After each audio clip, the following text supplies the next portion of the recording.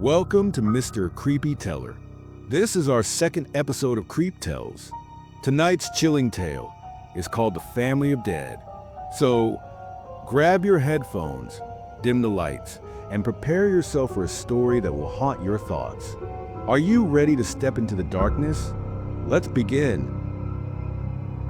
If I'd stayed in my car that night, I wouldn't have seen the house. I wouldn't have stepped inside, and I wouldn't have to live with what I know now. My car broke down on a lonely stretch of highway, miles from anywhere. The engine sputtered once, twice, and then gave out completely. With no phone signal and no hope of flagging down another car, I started walking. That's when I saw it. A faint light flickering through the trees. It was a house, old and weathered, but warm light spilled from the windows like a beacon. Desperation made me brave.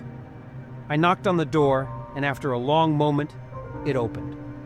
A man stood there, tall and thin, maybe in his 60s. His kind smile and gentle eyes put me at ease. "Car trouble?" he asked. "Yeah," I said. "Could I use your phone?" "Of course." "Come in, son. It's not safe out there." The house smelled faintly metallic, like blood covered by bleach.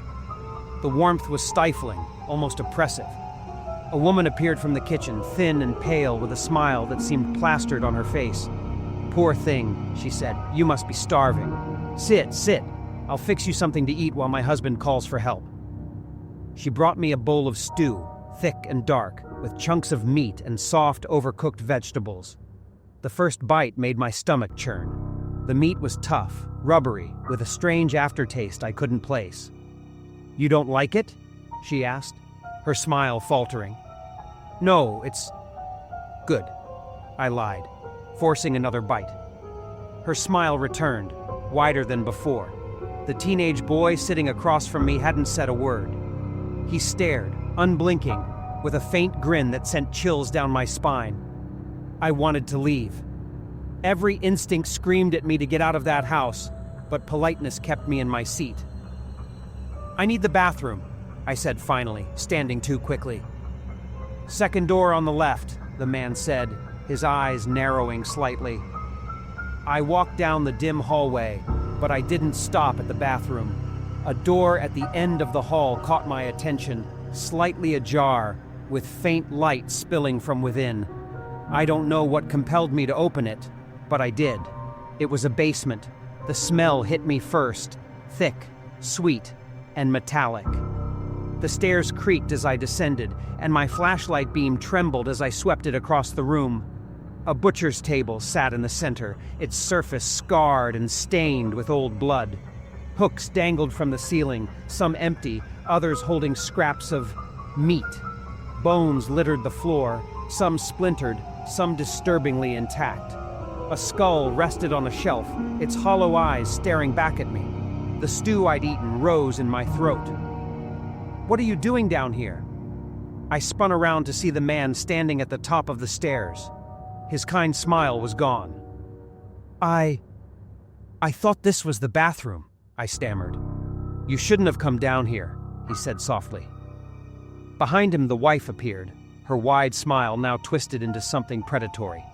The teenage boy stood at her side, holding a long, rusted knife. "You can't leave," the man said, stepping closer. Panic took over.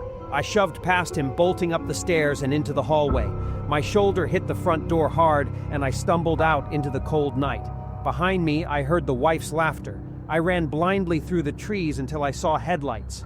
A car slowed, and the driver leaned out the window. "What the hell are you doing out here?" "Help me!" I gasped, climbing into the passenger seat. "Please, just get me out of here!" The police didn't believe me at first, but I convinced them to check the house. "It's just a few miles back," I said. "You can't miss it. There's a light on the porch." They exchanged a look, and one of them said, "That house burned down 40 years ago.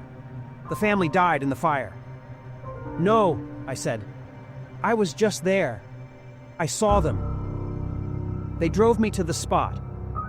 There was no house, just an empty lot, overgrown with weeds. But in the dirt, I found a hook.